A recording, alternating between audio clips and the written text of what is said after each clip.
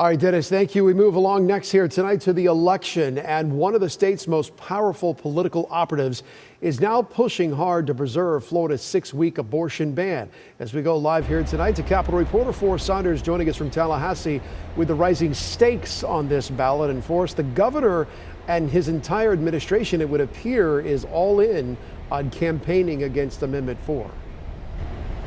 Yeah, that includes Chief of Staff James Othmeyer. But let me tell you why so many people are anxious about this ballot initiative, including the supporters, is because it has such a high threshold. We're talking about 60%, a supermajority that's needed for it to pass.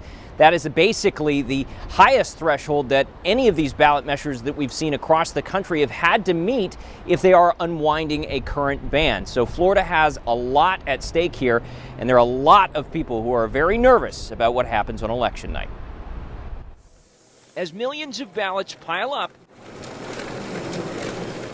an effort to reverse Florida's 6-week abortion ban, taking the state to viability, about 24 weeks, hangs in the balance. Because if you read it, they don't define any of the terms that they're using in the amendment. You already know Florida's governor isn't a fan, but so is the man behind the man, DeSantis' Chief of Staff, James Othmeyer. You're the Chief of Staff. Why are we talking about amendments in the first place?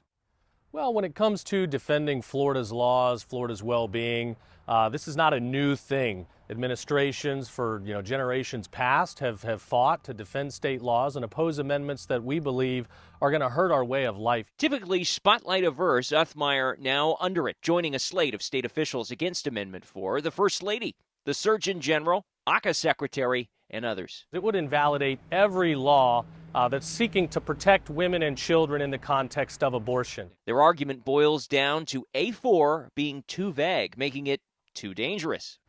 The whole thing, just 39 words, no definitions for viability or health exceptions as determined by a, quote, healthcare provider. It preserves parental notification but says nothing about consent. So this would be no doctors, no limits, abortions at any time, really for almost any reason. Now, A4 supporters have pushed back, saying state code already has definitions, even believing consent remains protected, though it would likely take a lawsuit or two to suss it all out. And beyond that, A4 backers have another big issue. Why are government officials involved in the first place? Lately, you've probably heard a lot of misinformation about our abortion laws. Florida running PSAs like this, defending the state's 6-week ban, as Florida Health sends letters to TV stations threatening criminal action for running supportive A4 ads that the state deems false. There's litigation ongoing. I won't get into all that. The letters that were sent out were cautioning stations that you have dishonest material that's being disseminated. The state's health department does, again, have a duty to protect people from misinformation that could endanger women. A federal judge recently ordered those letters to stop, though critics say they won't stop condemning them. Now, I'm going to summarize your position on that, which I think is that's bull. Mm-hmm. Is that fair? That's fair. Bull and illegal.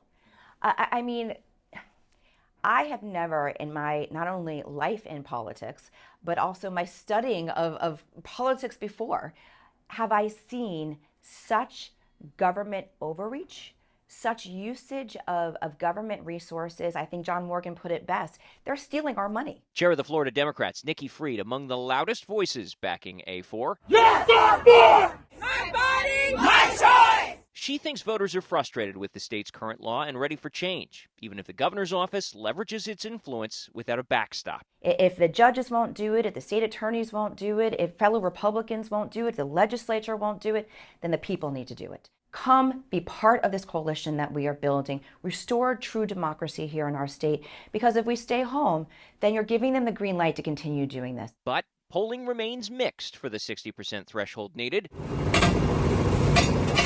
And Othmeyer remains equally driven in his mission. We've spent the last 6 years working to make Florida kind of the beacon of hope for the rest of the country. I don't think people want us to become this tourism hotspot for abortions. And because this goes into the Constitution, again, it would be permanent. We would be dealing with this likely forever. So if we have a problem, we need to address it now.